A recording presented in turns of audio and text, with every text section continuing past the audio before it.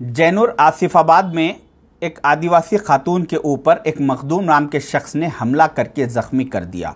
उसके बाद immediate Telangana police ने उसे गिरफ्तार करते हुए जेल भेज दिया। मेरी तेलंगाना पुलिस से ये रिक्वेस्ट है कि अगर इस मखदूम नाम के शख्स के ऊपर और कुछ सख्त कार्रवाई हो सकती है तो कीजिए, मगर इस वाक़ये को बहाना बनाते हुए चंद फ़िरका परस्त लोगों ने जैनूर में मसाजिदों पर, मुसलमानों के घरों पर और दुकानों पर जो हमला किया है वो नाकाबिले बर्दाश्त है। मगर इस पर भी तेलंगाना पुलिस सीसीटीवी कैमरों की मदद से और दूसरे सबूतों की बिना पर उन फ़िरका परस्त लोगों को गिरफ्तार करते हुए जेल भेजते जा रही है। जब से तेलंगाना में कांग्रेस की हुकूमत आई है, वक्तन फ़क्तन कुछ ऐसे हादसात पेश आते जा रहे हैं।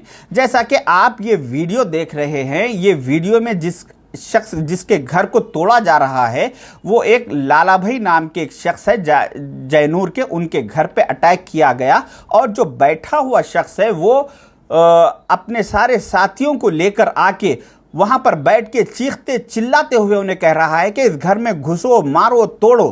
तो इस शख्स का जो बैठा हुआ शख्स है, इसका नाम है कनका यादव राव। ये बीआरएस का एक्स लाइब्रेरी चेयरमैन है। सुनने में आया है कि ये केटीआर साहब का बहुत करीबी लोगों में से माना जाता है। तो मेरी केटीआर साहब से ये रिक्वेस्ट है कि केटीआर साहब ऐसे अपने पार्टी के लीडरों को इमीडिएट पार्टी से सस्पेंड कीजिए और पार्टी के दूसरे सारे लीडर्स को ये स्ट्रिक्टली ऑर्डर्स दीजिए कि ऐसे चीज़ों से, ऐसे वाक़यात से दूरी अख्तियार करे। ऐसा इत्तेफाक क्यों हो रहा है केटीआर साहब कि तेलंगाना में जो भी गड़बड़ हो रही है उसमें कहीं ना कहीं कुछ बीआरएस के बड़े ओहदों पर रह चुके लीडर्स का ही, उसमें उन लोग ही लीड कर रहे हैं ऐसे वाक़यात को।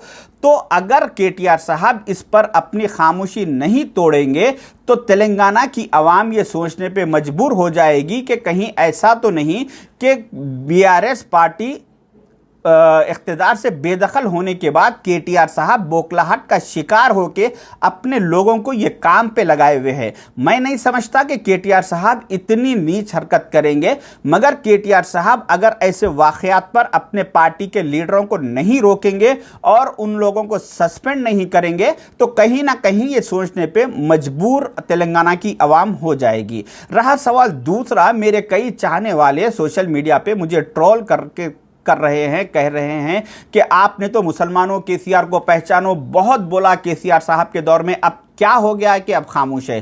तो मैं मेरे उन भाइयों से, तमाम लोगों से कहना चाहूँगा कि जब हम ऑपोजिशन में थे उस वक्त हमारी कोई सुनवाई नहीं होती थी, कोई डिपार्टमेंट हमारी बात नहीं सुनता था। इस वजह से हम मीडिया के ज़रिए से लोगों तक जो पैगाम है वो पहुंचाने की कोशिश करते थे। मगर आज हम हुकूमत में है, आज हमारा काम एक कोई ऐसे हादसे पे मजम्मती बयान दे देना हमारा काम नहीं है, बल्कि हमारा काम है हालात पे नज़र रख के उसको कम्प्लीटली कंट्रोल किया जाए। उसी तरीके से जिस दिन से ये वाक़या पेश आया उस दिन से मैं जैनूर के कई लोगों से मैं कांटेक्ट में हूँ। डेली मेरी दिन में उनसे 10 बार बात हो रही है और वहाँ के सारे तफसीलात लेके मैं हमारे सीनियर लीडर जैसा कि मोहम्मद अली शब्बीर साहब है और दूसरे मिनिस्टर्स है उन लोग तक पहुंचा रहा हूं।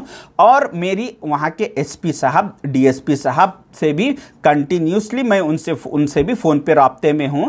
मैं अपनी कोशिश बराबर कर रहा हूं। मेरा काम ये नहीं कि मैं सिर्फ मजम्मती बयान दे दूं, बल्कि वहां पे हालात को किस तरह से कंट्रोल किया जाए ये हमारा काम है। कांग्रेस के सारे मुस्लिम कायदीन का, सारे लीडरों का ये काम है, वो बखूबी हम सब मिलके अंजाम दे रहे हैं। तो आवाम को चाहिए कि ऐसे हालात पे कुछ सिर्फ हमसे बयान की उम्मीद ना रखे। जैसा कि आप लोगों ने देखा कि जो एक बार जब भी कोई ऐसे वाक़यात पेश आते तो उस वक्त हुकूमत की नाकामी उस वक्त समझी जाती कि जब ये वाक़यात को हुकूमत रोकने में नाकाम होते जा रही है।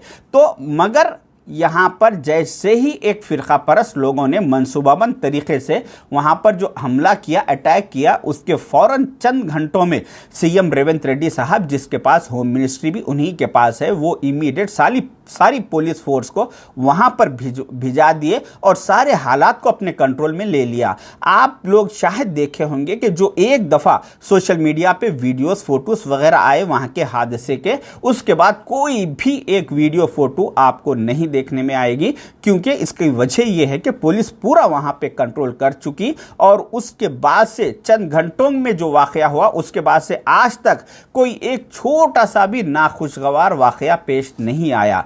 तो इसकी वजह यह है कि पुलिस वहां पे बखूबी अपना काम अंजाम दे रही है और लोगों को ये एतराज़ है कि क्यों वहाँ पे मुस्लिम कायदीन, वहाँ पे कांग्रेस के लीडर्स वहाँ पे आज तक दौरा नहीं करे। इसकी वजह ये है कि अगर कांग्रेस के लीडर्स वहाँ का दौरा करेंगे तो उसके बाद कुछ फ़िरका परस्त पार्टियों के लीडर्स भी अपने दौरे शुरू करेंगे और गैर जिम्मेदाराना बयानबाजी करते हुए माहौल को ख़राब करने की कोशिश करेंगे। इस वजह से पुलिस ने सारे पॉलिटिकल लीडर्स को वहाँ पे आने पे कुछ दिनों के लिए पाबंदी लगा दी है, क्योंकि हमारे लोगों में सियासी शऊर की थोड़ा कमी है। दूर अंदेशी से ज़रा हालात पर नज़र रखिए, देखिए कि पिछले चंद सालों से जैसा कि कर्नाटक में कांग्रेस की गवर्नमेंट है, वहाँ पे ऐसे कुछ हालात पेश आए। उसके बाद फिर तेलंगाना में कांग्रेस की गवर्नमेंट है, यहाँ पे वक्तन फ़क्तन फिर हालात कुछ ना कुछ ऐसे हादसे पेश आते जा रहे हैं। फिर हिमाचल प्रदेश में जहाँ पे कांग्रेस की गवर्नमेंट है, वहाँ पे एक छोटे से इशू को, एक मस्जिद जो 10 साल पहले आज से बन चुकी थी, उस मस्जिद को पर 4 फ्लोर जो कंस्ट्रक्शन किया गया है वो विदाउट गवर्नमेंट के परमिशन के किया गया है। तो इतने छोटे से इशू को लेकर वहाँ पे हिमाचल प्रदेश में हज़ारों नहीं बल्कि लाखों लोग रोडों पे निकल के आके एहतजाज कर रहे हैं कि कैसा ये मस्जिद को, इलीगल मस्जिद को पर रखिए, इसको डिमोलिश कीजिए, फलां फलां इस तरह से। तो मेरा कहने का मतलब ये है कि कुछ फ़िरका परस्त लोग ये चाहते हैं कि हिंदुस्तान में माहौल ख़राब हो और ख़ासकर उन स्टेटों में जहां पर कांग्रेस की गवर्नमेंट है, उन स्टेटों में माहौल को ख़राब करने की एक बहुत बड़ी साजिश रची जा रही है। तो हमें चाहिए कि कांग्रेस के ऐसे वक्त में हमें कांग्रेस का साथ दे, क्योंकि कांग्रेस का वो फ़िरका परस्त लोग कांग्रेस के दुश्मन इसीलिए है कि कांग्रेस हमेशा से जहां जहां कांग्रेस की स्टेट में गवर्नमेंट है वहां पे SC ST OBC minority majority सारे लोगों को बराबरी का हक देना चाह रही है और सबकी बुनियादों को मजबूत करने का काम कांग्रेस कर रही है। इस वजह से वो लोग नहीं चाहते कि माइनॉरिटीज़ के बुनियादें मजबूत हो, इसलिए कांग्रेस को बदनाम करने की पूरी साजिश है। ऐसे बुरे वक्त में, ऐसे ख़राब वक्त में हमें चाहिए कि कांग्रेस का साथ दे, बल्कि इस हालात को समझे, सियासी शऊर बेदार करे, दूर अंदेशी से काम ले इस वजह से। और बहुत जल्द इंशाल्लाह जैसे ही जयनूर के हालात पूरे काबू में आ जाएंगे, उसके बाद वहाँ पे पूरी जो भी है भरपाई करने की हुकूमत से बराबर कांग्रेस के मुस्लिम कायदीन नुमाइंदगी करेंगे। शुक्रिया, अल्लाह हाफिज़।